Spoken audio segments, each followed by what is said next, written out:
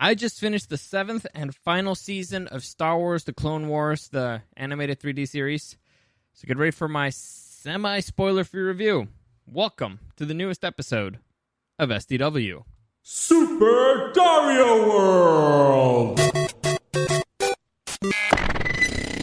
It's-a me, Dario! Woohoo!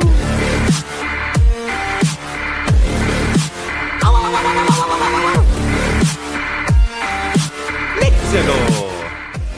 Alright, so just to clarify what semi-spoiler-free means, it means that I'm going to avoid spoilers as best as I can until I reach one point at the end. At the end, I do have to go into some spoilers, so sorry about that, but I'll avoid it as much as possible from at the start of it, all right? Just because I don't like spoilers, but there's some things that I do need to specifically address. But before I get into it, let me just give you a quick reminder that any comments, questions, or suggestions, you can find me at Dario the Show on Instagram or at SuperDario_World. Also, follow me on Facebook, Super Dario World. I update everything there. So, let's get into it. For those of you who don't know, I believe I need to clarify, Star Wars The Clone Wars is an animated TV show, and the final season was released, well, it started off earlier this year, and it basically follows the adventures of the Jedi Knights leading the Grand Army of the Republic, taking on the Separatist Army. Particularly the final season, it's about wrapping up the whole thing, and it's closely tied to the adventures of one Ahsoka Tano. If you don't know who Ahsoka Tano is, she's a character that was created on Star Wars: The Clone Wars, the original movie, and she's been a major part of the series throughout, of the Clone Wars series throughout. And basically, she was Anakin Skywalker's Padawan learner. Overall, the series was fantastic. It was actually, it was presumably canceled after the 6th season when Lucasfilm was sold to Disney, and so everybody thought, oh my god, they're gonna leave this thing unfinished. However, once they announced the Disney Plus, Disney also announced that they were gonna release a final season and to wrap up Star Wars: The Clone Wars, which is very exciting for everybody who followed the series up to that point, because as I mentioned before, it is a phenomenal series. I highly, highly recommend you watch the whole thing. But as I also mentioned in a previous podcast, the ending is pretty much it dictates whether or not a series is worth watching. So if you're going to start it and it's already ended, you need to know if it has a good ending or not. So straight to the point, yes, the ending is great, and I will get into why in a few minutes. But overall, highly recommend the series. It's good from beginning to end. There's a few lulls here and there, like everybody. There's certain story arcs for characters that you don't really care about, but it really gets you into one of the most interesting time periods in the whole Star Wars saga. The Clone Wars, it's very interesting. The whole dynamic there, and you're actually a part of a war in Star Wars. So it's very interesting throughout. You get to see the heroics of the Jedi Order. You have to see the heroics of the clone army. It is great. Oh, and you get to see the real plan of the Separatists, the rise of let's say the criminal underground. It is very interesting throughout. I highly, highly recommend the series. But let's focus specifically on the final season.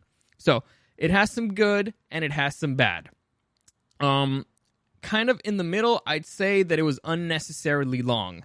I'm not sure if it's a bad thing, but let's just say it wasn't necessary. They could have.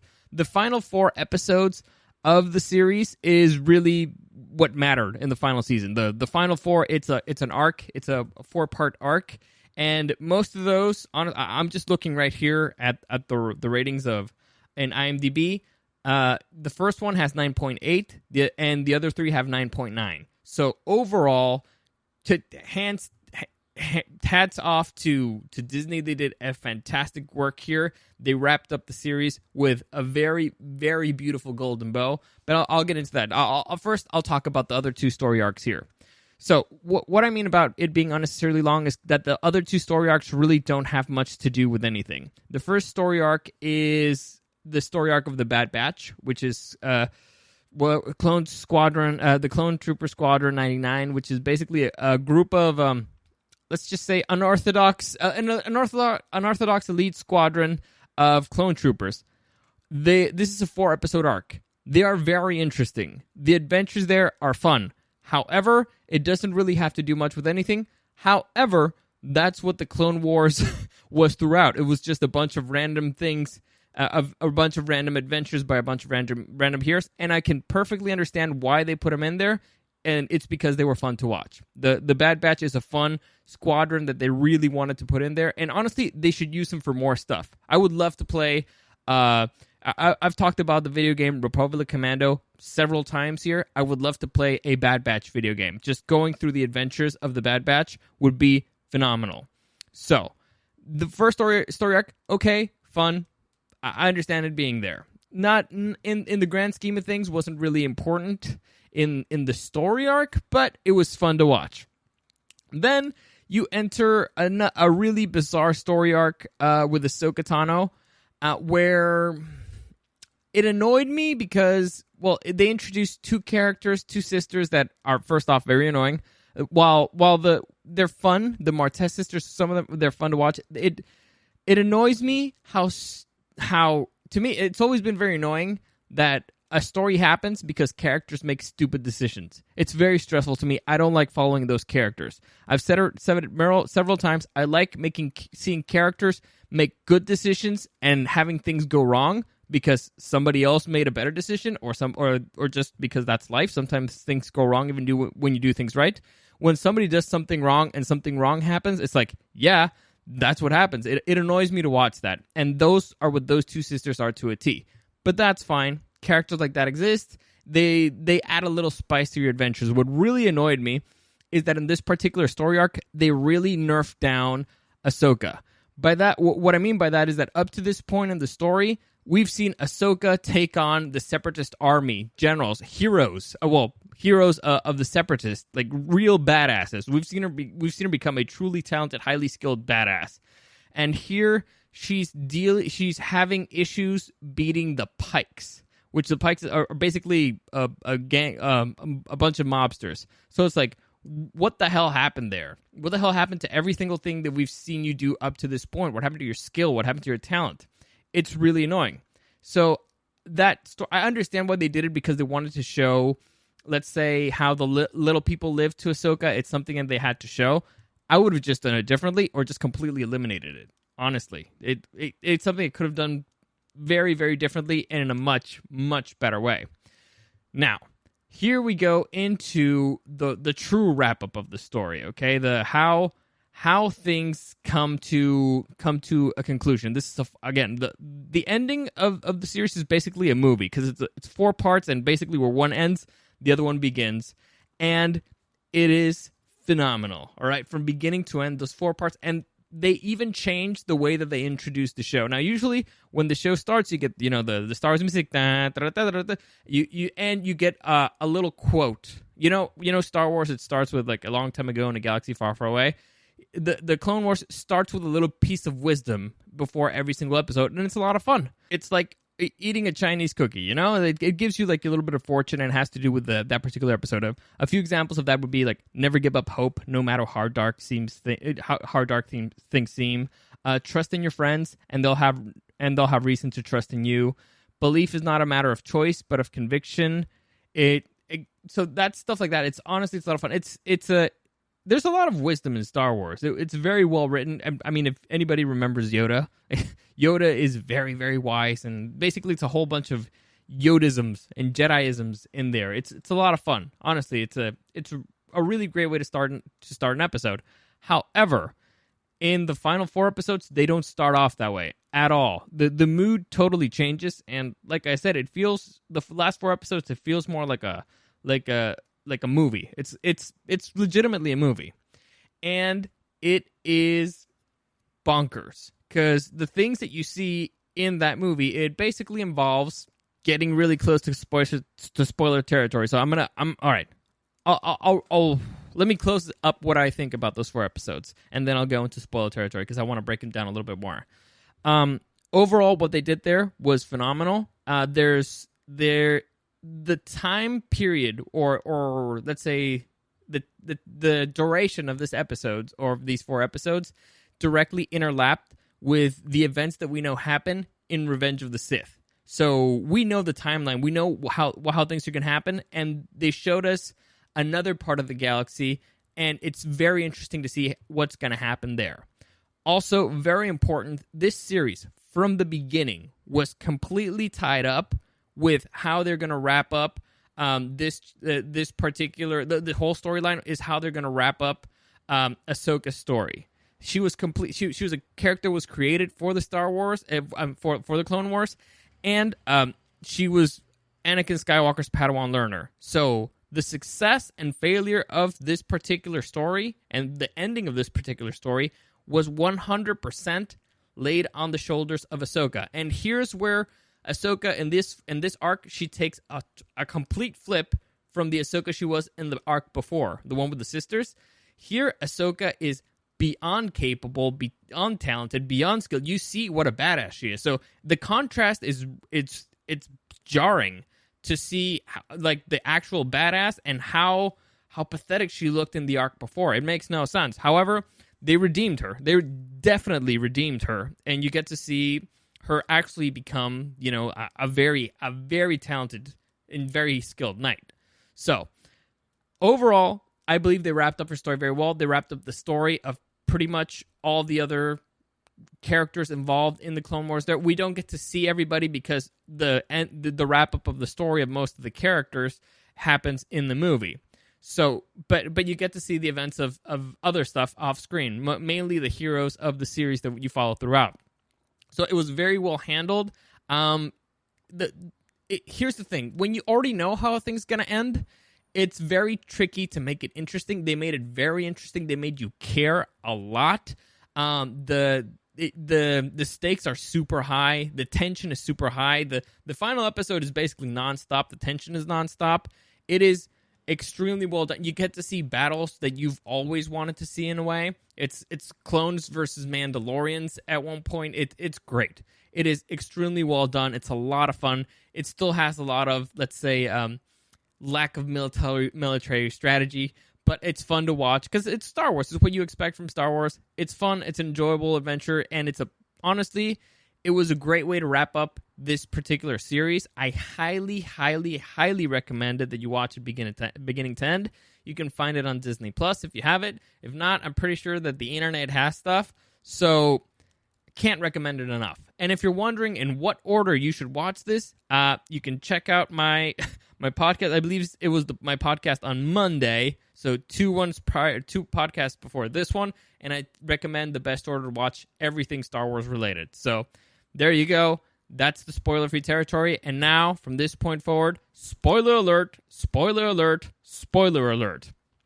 Okay, that being said, so as I mentioned earlier, this story was always completely going to be it was going to be tied with how they wrap up the story of Ahsoka Tano. Now, if you've seen Star Wars Rebels, if you've heard casting news from The Mandalorian, you kind of already know Ahsoka Tano's fate.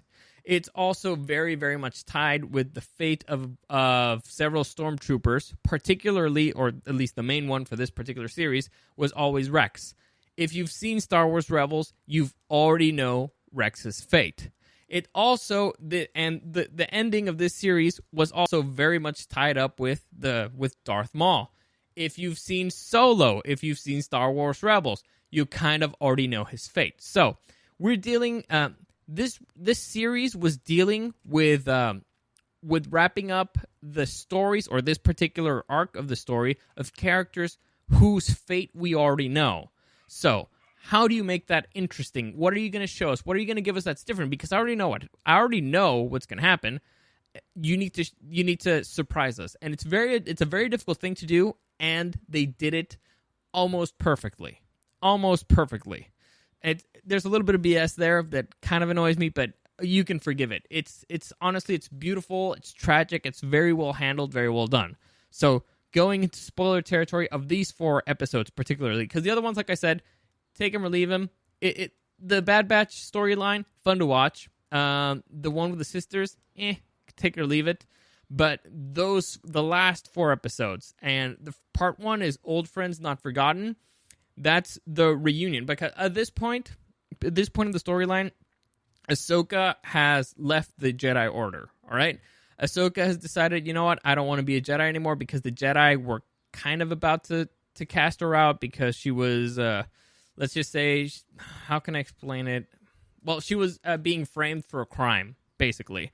And so she wanted to, she was disappointed that nobody believed her except for Anakin, who was her master. And so she decided, you know what, I don't want to be a part of this Jedi Order anymore. She was very disappointed. She didn't like the things she was seeing from the Jedi Order. Very similar to Anakin, except Anakin was already kind of in there. So that's the first episode is the reunion of those two. The next episode, part 2, is the Phantom Apprentice, and in a way, their goodbye. Right? It's well, basically, this is what happens in the episode. Ahsoka shows up with Bo-Katan, who is the leader, who is a Mandalorian leader, and basically they discovered that Darth Maul has taken over Mandalore and he's hiding in Mandalore. So they're asking help from the Republic to go to Mandalore and help them capture Darth Maul, who at this point has become like the leader of the underworld, right? So she goes for help. At that exact point, when they're deciding whether or not they're going to help, that's when Grievous launches his attack on Coruscant, which is the capital, and kidnaps Chancellor Valorum, a.k.a. Darth Sidious. So Palpatine, a.k.a. No, not Valorum. Chancellor Palpatine, a.k.a. Darth Sidious. So Anakin and Obi-Wan leave immediately to go help, because that's where we see them in the beginning of Revenge of the Sith. And Ahsoka Tano, along with the soldiers of the 501st, if I'm not mistaken, which are commanded by Commander Rex. At this point, he gets upgraded. They go over to Mandalore to try to capture Darth Maul. Now here I have an issue, because the next episode is basically dealing with Darth Maul, right? I have a particular issue with this storyline, and it's that they kind of nerf Darth Maul a little. Now, They hype Ahsoka up a lot. They show you exactly how talented she is, how talented she's becoming. And I mean, she was trained by Obi-Wan and also kind of indirectly by Obi-Wan Kenobi, and she was trained during the Clone Wars. She is a certified badass. She always has been, or at least she should be. And so her taking on Darth Maul, it's believable. I wouldn't say it's ideal, because Darth Maul is no chump. But, I mean, Darth Maul has literally killed a Jedi Master. But it's let's just say it's a tall order for non-Jedi at this point. However, it's believable that she could hold her own. The only issue here is the reason why Ahsoka wins is that they make Darth Maul kind of a chump, which is annoying. It's very annoying to me. However, in the later parts, in the later episodes, and in the later parts of this particular storyline, they redeem Darth Maul a lot, and I mean, they redeem that bastard hardcore. They show you like how powerful with the Force he actually is, which it kind of, again, the problem here is that it contradicts his previous fight with Ahsoka, but whatever, it doesn't matter. So you got that, all right, and they go to Mandalore. They deal with Darth Maul. Things happen, and it ends up with Darth Maul being captured, and they're on their way to Coruscant to deliver him to the Jedi Council. Now, all throughout, you actually get to see somewhat certain scenes of the Revenge of the Sith. Not exact, or certain scenes exact at the moment, right after it ends, or right before they happen. So you get to see Obi-Wan Kenobi before he gets sent off to take on Grievous. You get to see the Jedi Council meeting where they're trying to decide what they're going to do with Palpatine and whether or not he's going to step down from power, stuff like that. So it's fun. And the tension just keeps getting higher and higher and higher all throughout, because you know what happens. You know what is coming. You know the beast that's about to be unleashed here. And it's super, super fun to watch, because you get to see a whole bunch of characters who are oblivious to the whole thing and how things are unraveling right in front of them. And you also get to see kind of Darth Maul, who figures it out maybe a second too late, but while trying to stay ahead of it. It's honestly, it's really well handled. It's really well handled. From there, that's the execution of Order 66 right when they're on their way. And so Rex tries to, pretty much everybody on the ship tries to kill Ahsoka.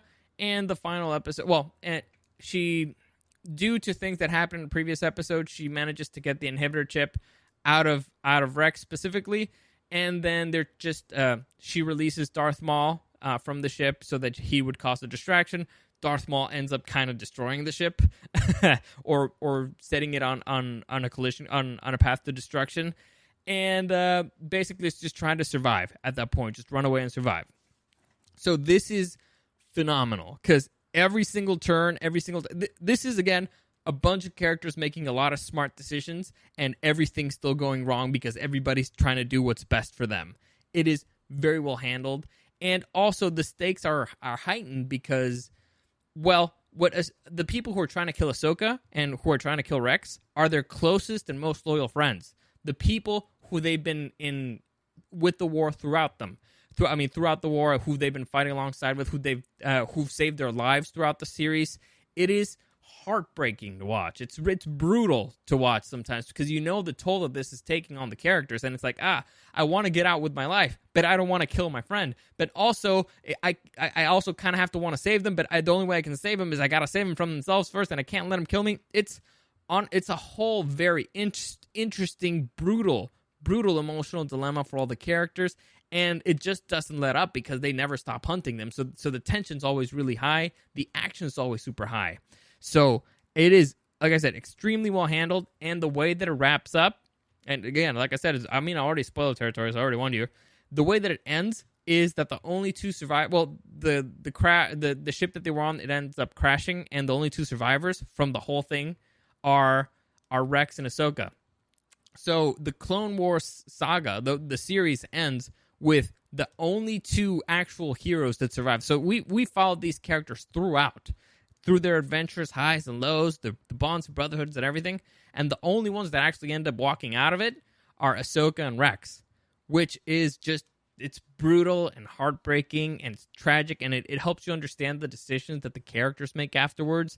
And it sets up really interesting things for the future of the characters. For example, it's been rumored that Ahsoka Tano has been cast to appear in the second season of The Mandalorian. It's just, honestly, it was extremely well. I did not see a lot of that coming. I did not see, even though I knew, I just did not know how, and I did not expect them to go, first off, that brutally with it, because it was brutal what they did. The things they had to go through, the things that they had to give up, it was very, very well done. Like I said, hats off to Disney. This is maybe the best thing that they've done with Star Wars since Rogue One.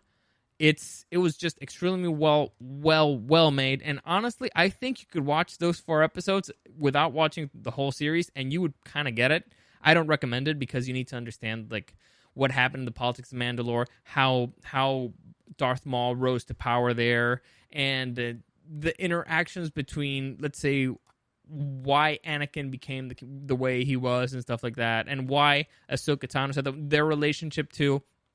I wouldn't recommend it, but if you watched it, you'd enjoy it. Like, you could just watch those episodes and you would enjoy it. Even if you don't understand everything, you could understand enough.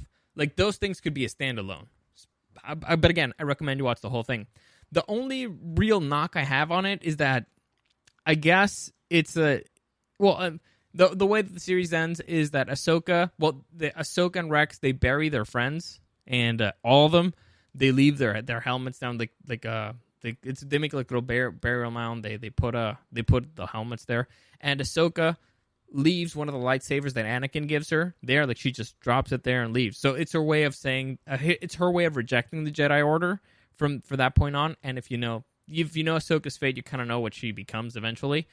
But then you get a flash forward, and it's a whole bunch of stormtroopers they're checking out the crash site, and Darth Vader shows up, sees Ahsoka's lightsaber, and he recognizes it because he gave it to her, and you don't really know his reaction, but he leaves, but he doesn't give any order or anything, he just leaves, and you just see him walking away in the reflection of one of the helmets of one of the clone troopers. I got a very, very similar feeling that I got when in the final scenes of Halo Reach. If you ever played Halo Reach, it's a very similar feeling. It's eerie, it's heartbreaking, and it's like I said, very well handled, very tragic. It's very, very emotional for a lot of the characters. There's also a lot of mystery there, and it's tragic. And if you know anything about me, you know that I love tragic endings. The only real knock I have here is that there's no real. I would have liked like a final interaction with Anakin and Ahsoka that was a bitter one. That happens later on in Star Wars Rebels, I guess, but it's not the same. Like, I get it. The Clone Wars was always a whole bunch of individual, independent little stories that had to do with something, and this one, it's its own thing. Like, this little story arc, it's its own thing, and it's great the way it is. In the grand scheme of things, I would have liked it, but I understand how they couldn't do it because the events, let's say the bigger events for Anakin happened in the movie, and so, but it did, that particular moment does mark something very important. It's the moment where Anakin realizes that he's lost everything. Obi-Wan, well, he tried to kill him. Padme, he thinks he killed her.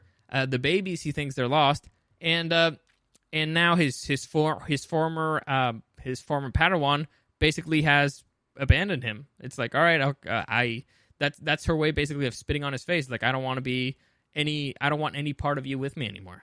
So it was well done. I would have liked. I'm a conflict guy. I would have liked the conflict, but it happened later on in Rebels, so whatever. I like I said, this series wraps up really well. I highly recommend this series in its entirety. But because the ending is really good. The beginning's really good. The ending's really good. All of it throughout, from beginning to end, it's really good. And the hiatus was brutal. Like, season 6 ended up in 2014. Season 7 ends in 2020. So it was a 6-year gap. Well worth the wait, though. Well worth the wait. I'm very happy that I did not watch it episode by episode as it came out. I'm very happy that I waited and just binge watched the whole thing, because I could not have imagined just waiting. At least for the last 4 episodes, I could not imagine waiting a week to see how it ended. It's good. Honestly, it's gonna go down probably as one of my favorite endings of a TV show. And if you heard the beginning of the end of the beginning podcast, the endings are super important. This one nails it, completely nails it. Highly recommended.